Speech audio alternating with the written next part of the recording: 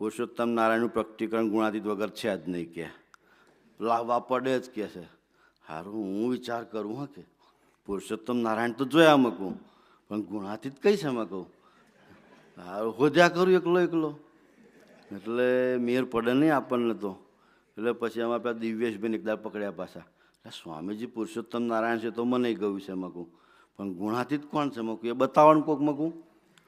તો એક દાળ પછી પ્રબોધ સ્વામીજી તો સભા કરવા આવ્યા હતા આશ્રમમાં આથદની આજુબાજુમાં. તો પછી મને હમણાં એક દાળ બતાવ્યા. મને તમે બાબુ પૂછતા હતા ને ગુણાતીત આ નોના દેખાય ને એ ગુણાતીત કે સારું મકું હશે મકું વાંધો નહીં મકું પણ આપણે ચાલુ કરી દીધું હતું કે સ્વામીજી પૂછતું તમે તમારે ગુણાતીત 100% હશે ને હશે જ મેં કહું પણ આપણને દર્શન કરાવશે મેં કહું.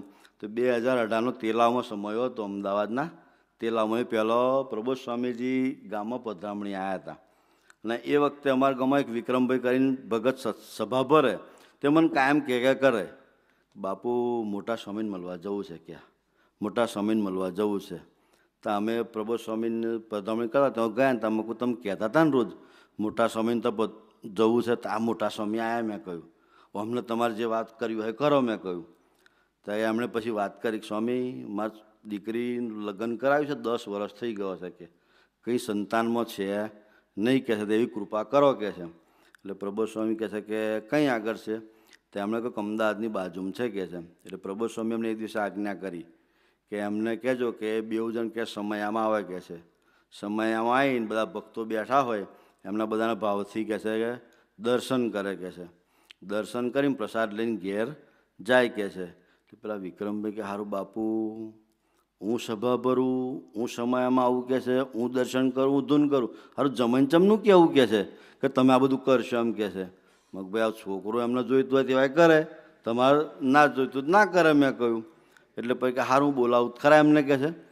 તો જમાઈની દીકરીની પાસે એમને બોલાયા લઈને મારજો પણસોરા દુકાને આવ્યા તો મને કે આ જમાઈ આ વાત કરો કે છે. મેં કહું ભાઈ જો અમારા સ્વામી આવ્યા હતા એ આવું કહેતા હતા કે ભાઈ તમારે કંઈ છે નહીં તો આવું હોય ઈચ્છા હોય તમારે તો સમય આવો અમદાવાદમાં છે તો તમે આવજો અને ભાવથી બધા ભક્તોના દર્શન કરજો પ્રસાદ જમીન ઘેર જજો અને રાતે સૂતી વખતે 2 જણમાં 20 મિનિટ ભજન કરજો એવી આજ્ઞા એમણે કરી છે. જો કરશો તો તમારે કંઈક મેર પડશે મેં કહ્યું.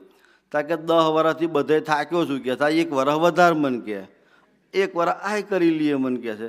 તે કે ચાલુ કરવું છે કે છે. તો મેં મારું જો કેલેન્ડર હતું મગ આ કેલેન્ડરની મૂર્તિ મૂકું આ મારા સ્વામીજી મૂકું એ જ ભગવાન મેં કહ્યું તમારે અમને આગળ રાખીને ભજન કરવાનું. તે એમણે ચાલુ કર્યું છે અને 2018નો સમય આવ્યો તેલાવનો. અમારે એવી લીલા થઈ 2 બસ કરી તેમ એ વખતે 2 બસના ભક્તો થયા હતા. તો 1 બસ આવીને 1 બસવાળો ના આવ્યો. તો હા તો અમે તો બીજા 60-70 જણા ગામમાં લટકીએ તો પહોંચવું કેમનું. તે પછી ગામમાં જે મળ્યું ને એ 3-4 ઇકો મળી એમને કરી લાયા. પછી સરપંચ હતા ને તે સરપંચને ડાલું હતું પિકઅપ. તો મેં કહ્યું સરપંચ કે બાપુ 2 ફેરા મારું કે તે એવા 1 વાર મૂકી ગયા ને બીજી વાર ગામમાં બીજી વાર લઈ ગયા એમ કરીને બધાને સમય એમ લઈ ગયા. તો રસ્તામાં પેલા ભગતનો પેલા અમદાવાદવાળાનો ફોન આવ્યો હો કે ગામના જમાઈનો.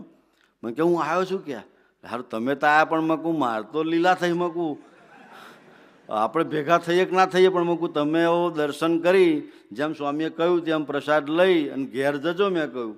તાકે સારું કહે છે એમ કરીને પછી એ તો ગયા છે અને એક્ઝેક્ટ 1 વર્ષ પછી એમના ઘેર 2 જોડકા દીકરાનો જન્મ થયો.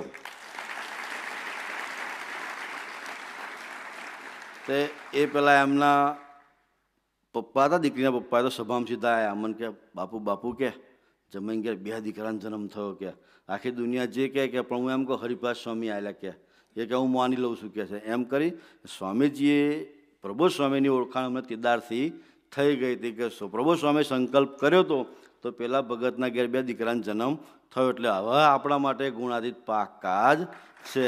એ 2018થી આપણને ફિક્સ થઈ ગયું.